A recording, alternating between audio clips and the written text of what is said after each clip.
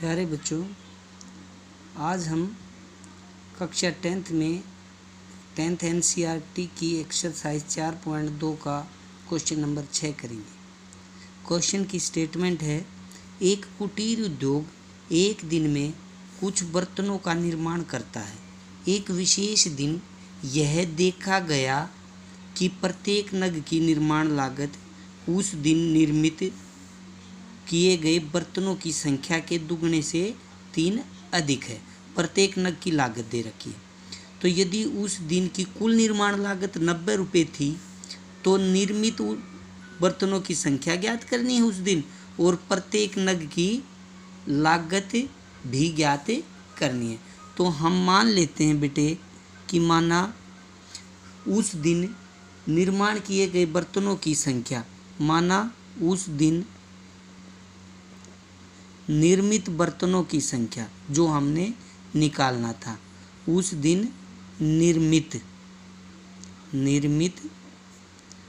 बर्तनों की संख्या वो हम मानते हैं बेटे x थी। तो प्रत्येक नग यानी कि प्रत्येक बर्तन की कीमत कितनी होगी बेटे, की लागत कितनी होगी? प्रत्येक नग की लागत क्या आएगी? उसने ये कंडीशन दे रखी है, उस दिन निर्माण किए गए बर्तनों का दुगना, निर्माण बर्तन किए थे x, उसका दुगना 2x और उससे भी 3 अधिक, तो ये टोटल 2x जमा 3 रुपये हो जाएगी। अब प्रश्नानुसार में कुल लागत दे रखी है सभी बर्तनों की, और एक बर्तन की ये है, कुल बर्तन x थे, दोनों की मल्टीप्लाई दे रखी है। तो प्रश्नानुसार में सीधा दे रखा है बेटे, जो कुल लागत दे तो रखी है उस दिन की कुल निर्माण लागत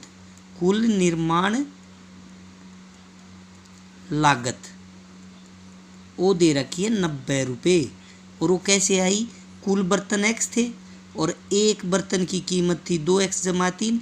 जैसे कुल बर्तन 2 है और एक की कीमत है 10 रुपये, तो दो की हो जाएगी 10 गुना 2, 3 होते तो 10 गुना 3। ऐसे ही x बर्तन थे, एक नग की कीमत ये, तो दोनों की मल्टीप्लाई 90।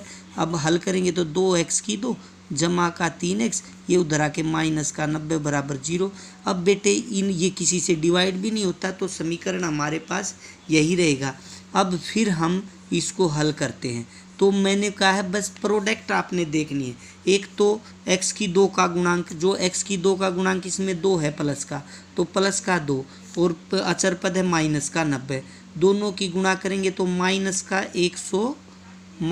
180 आया। अब मैंने कहा था माइनस अगर है तो बेटे ऊपर की तरफ उठाना है, किसको? इस बीच वाले पद को, 3 था यहाँ पर, तो 4 ऊपर उठाना है, तो 4 5 6 7 8 9 10 ऐसे बढ़ते जाएंगे इधर सीरियल से, 1 2 3 4 5 6 7 10 सत्ते 70। मुझे तो टोटल 180 चाहिए, अभी तो और भी आगे बढ़ेंगे। 10 के बाद 11 12 13 14 15 16 ऐसे ना, तो यहाँ 8, 7 के बाद तो 8 9 10 गुना करेंगे 130, अब भी नहीं आएगा। 11 12 12 पंजे 60, 12 के बाद ये आ गया बेटे, 12 की और 15 की गुणा करेंगे, 12 पंजे 60, 6 12 के 12 6 18 180। अब 15 में से 12 गए तो घटाएंगे तो 3 बचता है, तो माइनस का निशान बीच में आ जाएगा क्योंकि मुझे 3 ही चाहिए था। तो यहाँ पर ये बन जाएगा 2x² प्लस ब्रैकेट में एक तो 15x और माइनस में 12x, क्योंकि 15 और 12 ही तो थे, और ये माइनस का 90 इक्वल टू 0। ब्रैकेट खोलते हैं, 2x² प्लस 15x माइनस का 12x माइनस का 90 बराबर में 0। पहले 2 में से बेटे 2 और 15 में से तो कुछ कॉमन आता नहीं, तो x ही आएगा, तो 2x प्लस 15। अब यहाँ बीच में क्या आएगा? माइनस 12x को 2x से भाग देंगे, तो माइनस 12x को अगर 2x से भाग देंगे तो बेटे माइनस का 6 आ जाएगा ना, ये कट के, तो यहाँ माइनस का 6, इधर 2x जमा 15 बराबर में 0।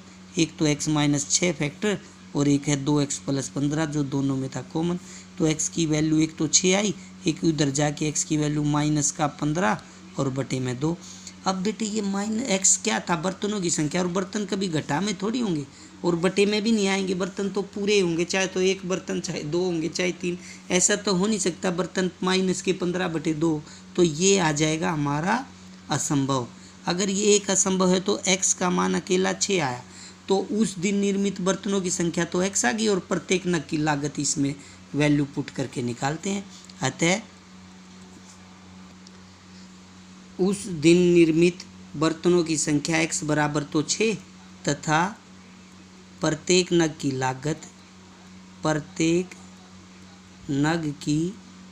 लागत ओ थी बेटे 2x जमा 3, तो ये आ जाएगा 2 गुणा में 6 जमा में 3, 2 मतलब 12 + 3 बराबर में 15 रुपये। यानी कि प्रत्येक बर्तन तो हमारा 15 रुपये आया, प्रत्येक नग की लागत तो, और उस दिन निर्मित बर्तनों की संख्या x थी वो थी 6। अब हमारा ये क्वेश्चन यहाँ समाप्त होता